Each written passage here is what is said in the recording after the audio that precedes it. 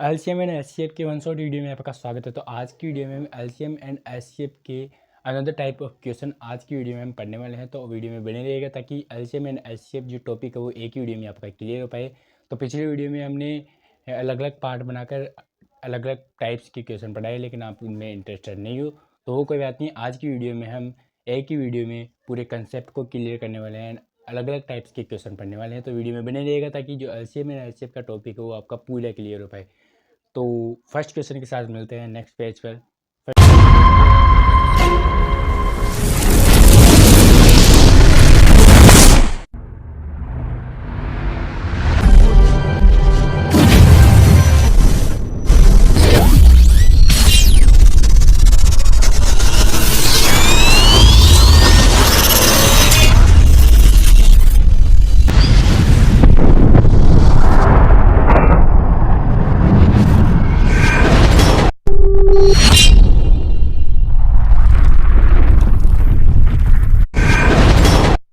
तो first question है अपना बड़ा ही शानदार क्वेश्चन है, जिसमें हमें मल्टीपल संख्याएं दे रखी होती है। मल्टीपल संख्याओं का हमें एलसीएम या एचसीएफ पूछ सकता है। तो ऐसे क्वेश्चन को करने के लिए आपको गुणनखंड आना चाहिए। गुणनखंड सिंपल होता है, जो मैं एक अलग वीडियो में समझा सकता हूँ। यदि आप इस वीडियो पर कमेंट करोगे गुणनखंड, तो यहाँ पर भी मैं आपको शॉर्ट में समझा देता हूँ।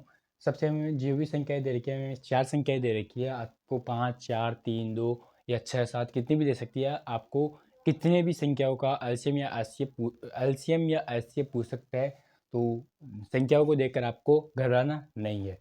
तो सबसे पहले आपको क्या करना आना चाहिए, गुणनखंड 20, 40, 25 एंड 30। सबसे पहले हमें देना होता है 2 का, ये आ गया 10, ये आ गया 20, 25। क्योंकि 25 में जो 2 की टेबल में 25 पूरा पूरा भाग नहीं जाता, 2 की टेबल में 25 नहीं आता, इसलिए हमने 25 का 25 ही लिखा है। तो 30, 15, फिर से देंगे 2, 5 and 10, 25 and 15, 2, 5 and 5 and 25, 15, 3, 5 and 5 and 25 and 5। फिर हम देंगे 5 का 1, 1 एंड 5 एंड 1। फिर हम देंगे 5 का, तो 1, 1, 1, 1। ये आ गया अपने। तो यहाँ पे आया अपना जो गुणनखंड है वो है 2 multiply 2 multiply 2 multiply 3 multiply 5 multiply and 5।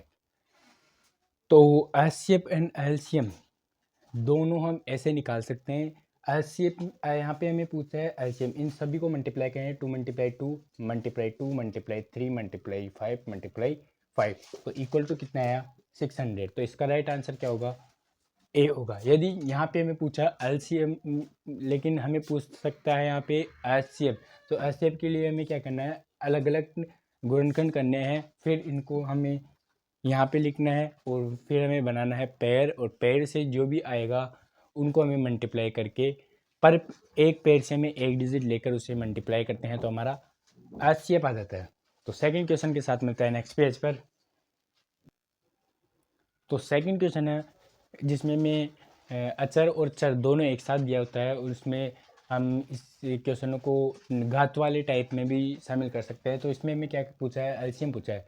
तो हमें 15 x cube and y cube, इसका यदि हम गुणनखंड करते हैं तो वो आता है 3 multiply 5 multiply x cube and multiply y cube. 12 का यदि हम 12 एक्स स्क्वायर वाई की घात 5 का यदि हम गुणनखंड करते हैं तो वो आता है 2 multiply 3 multiply x square and multiply y की पावर 5। यहाँ तक अपना गुणनखंड करके कंप्लीट हो गया है। तो अब हमें क्या है, एलसीएम निकालना है। एलसीएम में क्या होता है, सिंपली जो भी एक घात दे रही है उसमें सबसे बड़ी वाली घात हमें लेनी है। जहाँ जैसे यहाँ पे एक्स की घात सबसे बड़ी है एक्स क्यूब, और वाई की घात सबसे बड़ी क्या है, वाई की पावर 5। तो हमें ये घातें लेनी है, और इसका यदि हम एलसीएम निकालते हैं तो 3 मल्टीप्लाई 5 ये होता है 15 मल्टीप्लाई, इनको यदि हम मल्टीप्लाई करते हैं, इसका एलसीएम निकालते हैं तो वो आता है अपने क्या 60। और सबसे बड़ी घात है अपनी एक्स क्यूब, एंड वाई की पावर 5। तो अपना राइट आंसर क्या हो गया 60x³ वाई की पावर 5। तो आई होप क्वेश्चन आपको समझ में आ गया होगा। ऐसे अलग अलग टाइप्स के क्वेश्चन भी मैंने एक अलग वीडियो में बताया है, तो उसका लिंक आपको डिस्क्रिप्शन में मिल जाएगा। वीडियो अच्छी लगे तो लाइक एंड चैनल को सब्सक्राइब जरूर करके जाना। तो नेक्स्ट क्वेश्चन हियर आपकी स्क्रीन पर। थर्ड क्वेश्चन है 1/2, 2/5, 4/7 एंड 6/17 का एलसीएम पूछा है।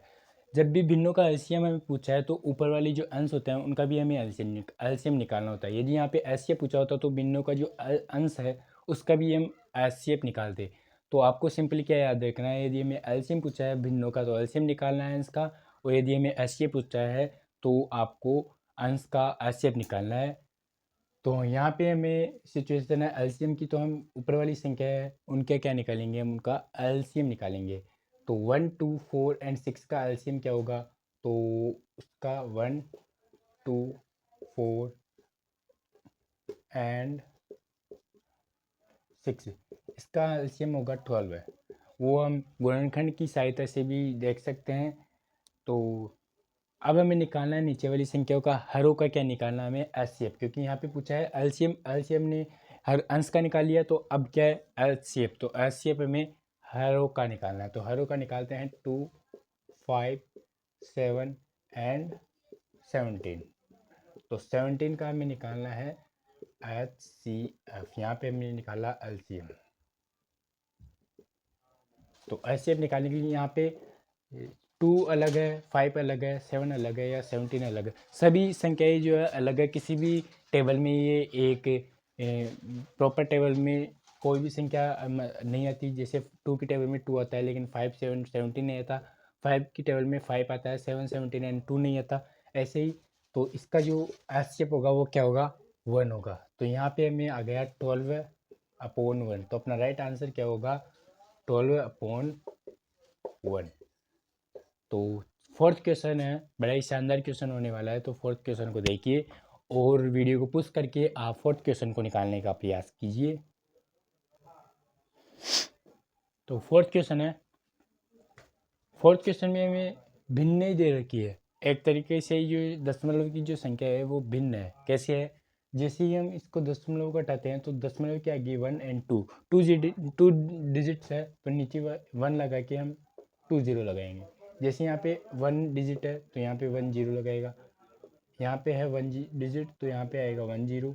2 डिजिट है तो यहाँ पे आएगा 2 0। इनका हमें निकालना है क्या, एलसीएम। एलसीएम निकालने के लिए सिंपली हमें ऊपर वाली संख्याओं का एलसीएम निकालना है। तो ऊपर वाली संख्याओं का जो एलसीएम होगा वो होगा 21। क्या निकालना है हमें, एलसीएम किसका, अंश का। क्यों निकालना है, क्योंकि यहाँ हमें पूछा है एलसीएम। एलसीएम पूछता तो हम एचसीएफ निकालते। तो वो आएगा अपने 21 मल्टीप्लाई 2 मल्टीप्लाई 3 मल्टीप्लाई 5। गुणनखंड करके आप इसे देख सकते हैं अपॉन इनका एचसीएफ होगा 10। तो इन 21 मल्टीप्लाई 2 मल्टीप्लाई 3 मल्टीप्लाई 5 को यदि हम मल्टीप्लाई करते हैं तो वो आता है अपने पास 63 एंड 0 अपॉन 10। 0 से 0 गया तो अपने पास राइट आंसर क्या गया 63 अपना राइट आंसर है। जो इसका एलसीएम है वो क्या है 63। क्वेश्चन आपको समझ में आ गया होगा। तो फिफ्थ क्वेश्चन के साथ एंड लास्ट क्वेश्चन के साथ मिलते हैं नेक्स्ट पेज पर। फिफ्थ क्वेश्चन है लास्ट क्वेश्चन। वह छोटी से छोटी संख्या याद कीजिए जिसमें जो 6, 8 एंड 12 एंड 16 से पूर्णतः विभाजित हो। पूर्णतः विभाजित में हमें सिंपली क्या करना होता है, गुणनखंड करना होता है। तो गुणनखंड करना आपको आना चाहिए। 6, 8, 12 एंड 16। तो सबसे पहले हमें देना होता है 2 का, 3, 4, 6, 8। फिर हम देंगे 2 का, 3 नहीं, 2 की टेबल में 3 नहीं आते तो इसलिए हम क्या लिखेंगे 3 का 3 लिखेंगे। एंड 4 आता है 2 में, ये आएगा 3 एंड 4।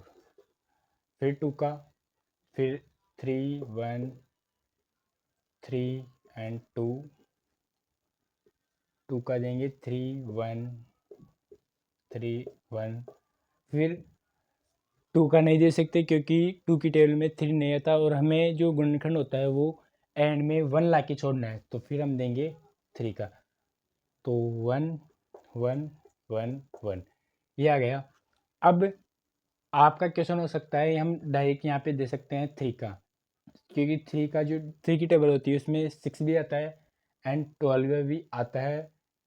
तो डायरेक्ट 3 का नहीं दे सकते क्योंकि गुणनखंड करने में हमें सबसे पहले 2 का देना होता है एंड फिर देना होता है 3 का, एंड जैसे जैसे आगे टेबल्स में जो संख्या आती है उसके अकॉर्डिंग हम गुणनखंड करते हैं। तो यहाँ पे अपने पास जो गुणनखंड आया है वो आया है 2 मल्टीप्लाई 2 मल्टीप्लाई 2 मल्टीप्लाई 2 मल्टीप्लाई 3।